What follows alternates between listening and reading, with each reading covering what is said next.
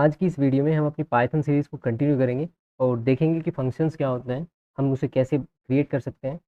तो चलिए शुरू करते हैं। सबसे पहले मैं बताना चाहूँगा हमारा जो फंक्शन है वो किस लिए यूज़ होता है। तो फंक्शन को यूज़ करने का मकसद ये है कि अगर कोई पीस ऑफ कोड हमें बार-बार रन कराना है, तो हम उसको एक फंक्शन के अंदर डाल देंगे और जब भी हमें वो रन कराना होगा, हम उस फंक्शन को कॉल कर लेंगे और हमारा वो एग्ज़ीक्यूट हो जाएगा। तो शायद ये अभी ऐसे समझ में ना आए, जब हम इसे प्रैक्टिकली करेंगे तो ज़्यादा अच्छे से समझ में आएगा। तो सबसे पहले हमारे पास फ़ंक्शन को डिफ़ाइन करने के लिए ये सिंटैक्स होता है, जिसमें हम सबसे पहले डेफ कीवर्ड का यूज़ करते हैं। अब ये डेफ क्या है? डेफ पाइथन का एक कीवर्ड है जिसको फ़ंक्शन डिफ़ाइन करने के लिए यूज़ होता है। बाय द वे आप पाइथन के अंदर कितने कीवर्ड होते हैं और सभी कीवर्ड्स को देख सकते हो, इस तरह से प्रिंट करके हेल्प और यहाँ पर कीवर्ड। अगर मैं इसको प्रिंट कराऊँ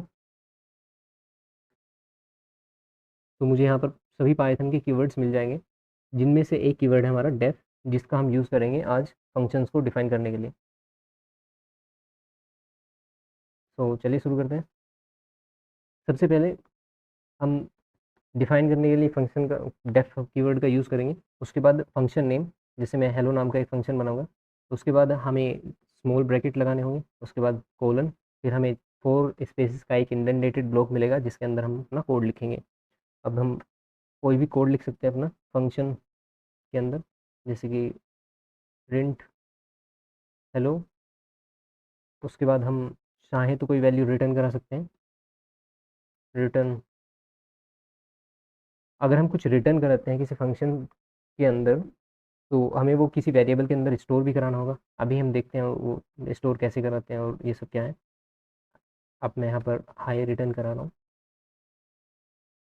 तो अब जब भी मैं इस फंक्शन को कॉल करूँगा, सबसे पहले मैं आपको दिखाता हूँ कि ये है क्या, मतलब फंक्शन। अभी मैंने इस फंक्शन को डिफाइन कर दिया, पर अगर मैं इसको रन करूँ अपने प्रोग्राम को, तो भी कुछ भी रन नहीं हुआ। आउटपुट कंसोल पर कुछ भी नहीं दिखा, जबकि मैंने यहाँ पर प्रिंट भी कराया और रिटर्न भी कराया और एक लाइन और भी लिखी है। तो ये सब अभी कंसिडर नहीं हुआ, कुछ भी एग्जीक्यूट नहीं हुआ। वो क्यों नहीं हुआ? क्योंकि ये एक फंक्शन के अंदर है और फंक्शन के अंदर के कोड को एग्जीक्यूट कराने के लिए हमें फंक्शन को पहले कॉल करना पड़ता है। तो फंक्शन को कॉल करने के लिए हम सिंपल फंक्शन का नाम लिखेंगे और स्मॉल ब्रैकेट लगाएंगे, तो फंक्शन कॉल हो जाएगा। फंक्शन कॉल होते ही सबसे पहले क्या करेगा, फंक्शन हेलो को प्रिंट कर देगा। अब मैं जैसे ही अपने फंक्शन को प्रिंट करूँगा, मतलब अपने प्रोग्राम को एग्जीक्यूट करूँगा, तो हमारा हेलो नाम का जो फंक्शन है वो एग्जीक्यूट होगा।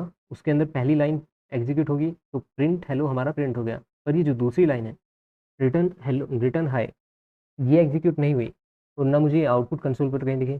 तो इसका क्या, अगर मुझे ये हाई कहाँ गया, अगर मुझे ये हाई चाहिए, जो भी मतलब मुझे रिटर्न वैल्यू चाहिए, अगर फंक्शन ने जो वैल्यू रिटर्न की है वो वैल्यू मुझे चाहिए, तो मुझे उसको एक वेरिएबल के अंदर स्टोर कराना होगा।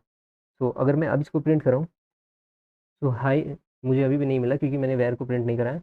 मुझे वैर को प्रिंट कराना होगा। अगर मैं अब इसको करूँगा, सो इसको एग्जीक्यूट करने में मुझे सबसे पहले यहाँ पर मैंने फंक्शन को जैसे ही कॉल किया, तो उसके अंदर जो प्रिंट स्टेटमेंट था वो एग्जीक्यूट हो गया और उसके अंदर जो रिटर्न है, रिटर्न की वैल्यू को हमें स्टोर कराने के लिए एक वेरिएबल की ज़रूरत पड़ती है। उस वेरिएबल के अंदर हम इसको स्टोर कराएंगे। जो भी रिटर्न वैल्यू होगी वो हमारी एक वेरिएबल के अंदर आकर स्टोर होगी।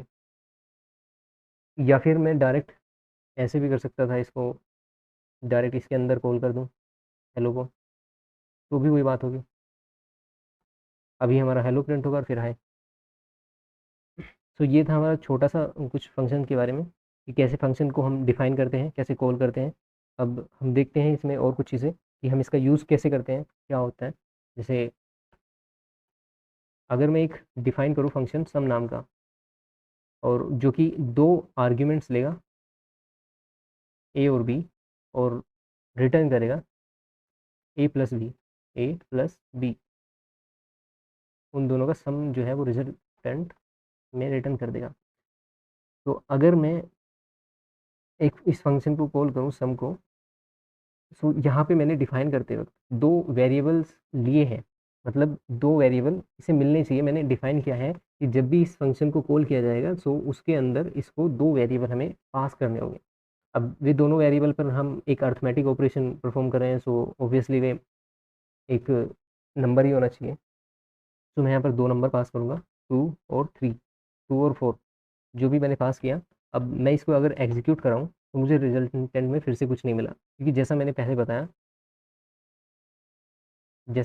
बताया, अगर मैं उस कोड को वापस अंडू करूँ, रीडू, यहाँ पर कोड लिखा रहने देना चाहिए था। जैसे मैंने पहले यहाँ पर बताया कि रिटर्न वाली चीज़ को, जो भी रिटर्न होता है, उसको स्टोर कराने के लिए हमें एक वेरिएबल की ज़रूरत पड़ती है। तो हमने यहाँ पर रिजल्टेंट को प्रिंट नहीं, स्टोर कराया था। अगर मैं इसको एक वेरिएबल के अंदर स्टोर करा लूँ और उस वेरिएबल को फिर प्रिंट कराऊँ, तो मुझे अब समेशन मिलेगा इनका 6, 4 और 2, 6। यहीं पर अगर मैं ए और बी के ऊपर एक चीज़, अगर मैं ए को मल्टीप्लाई कर दूँ बी से और उसको प्रिंट करा दूँ और रिजल्टेंट को यहाँ पर, तो अब मुझे दो वैल्यूज़ मिलेगी। सबसे पहले हमें ए और बी का मल्टीप्लिकेशन मिल जाएगा, यानी कि 4 दूनी 8।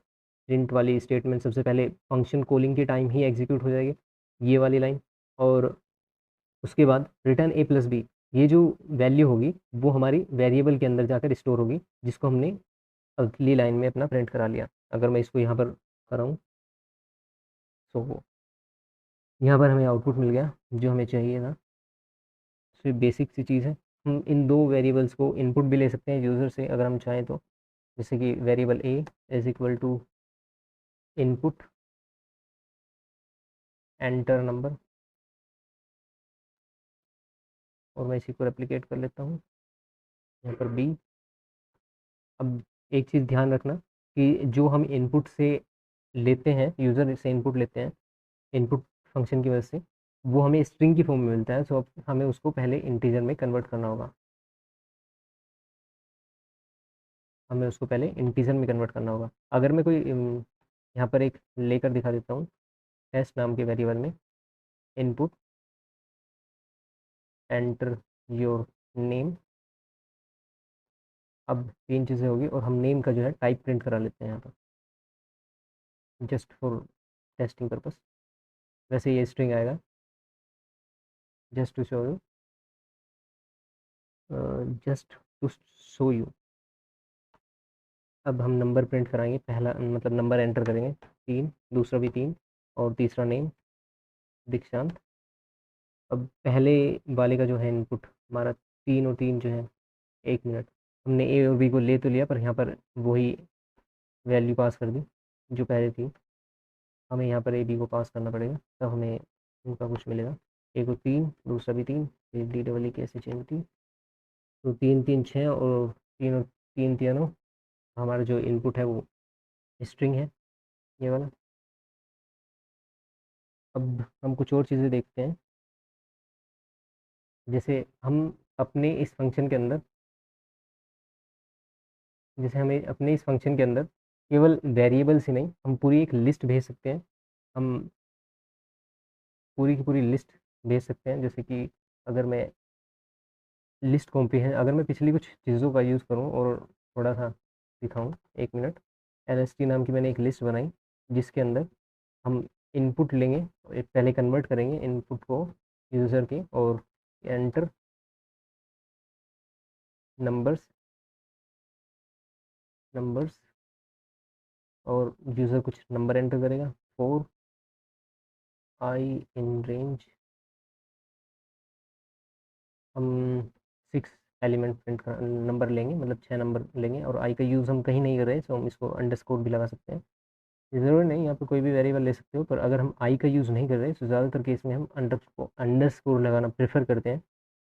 तो हमारे पास ये लिस्ट आ गई। और अगर मैं इस लिस्ट को अब एक सम नाम के फंक्शन के अंदर, सम नाम का एक फंक्शन डिफाइन करूँ,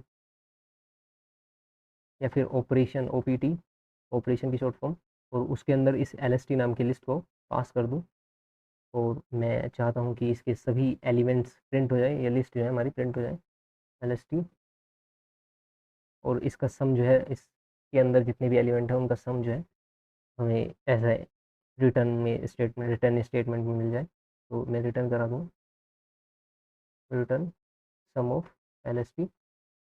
अब मैं इसको कॉल करूँगा, OPT, और पास करते टाइम एल एस टी को पास करूँगा। और यहाँ पर मैं ज़रूरी नहीं कि एल एस टी ही रखूँ, यहाँ पर मैं एल रख सकता हूँ, उसका नाम कुछ भी ले सकते हैं हम यहाँ पर, क्योंकि यहाँ पर जो नाम लेंगे वो उस फंक्शन के अंदर यूज़ करना होगा।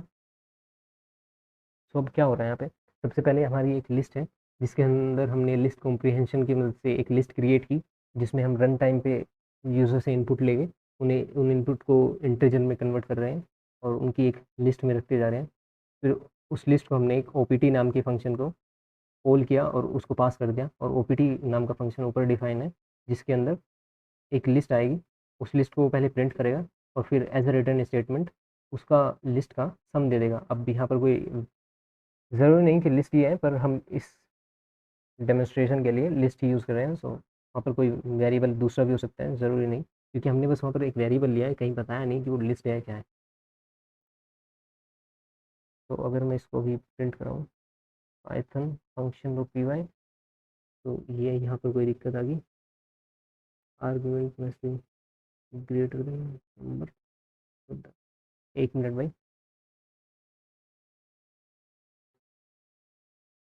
ये क्या आ रहा है, list input enter four I in range.